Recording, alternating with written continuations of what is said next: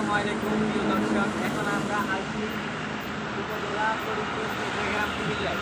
এখানে একটা নবী মন্দির প্রতিষ্ঠিত আছে। চলুন এটা গিয়ে আমরা দেখে আসি। এই মসজিদটা অনেক সুন্দর, এটা 20 কোটি টাকা দিয়ে বানানো হয়েছে। দেখাও দেখাও মসজিদটা দেখাও।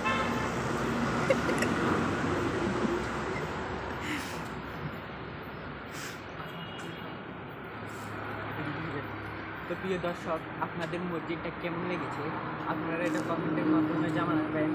আর একটা মসজিদ নিয়ে আমি ভিডিওটা করেছি, তাহলে এই ভিডিওটা আমার সাপোর্ট করবেন অনেক। আমার ইউটিউব আইডি খুলছি, বেশি দিন হয়ে গেছে, কিন্তু ওকে আইডি তো কোনো সাপোর্ট করতেছে না।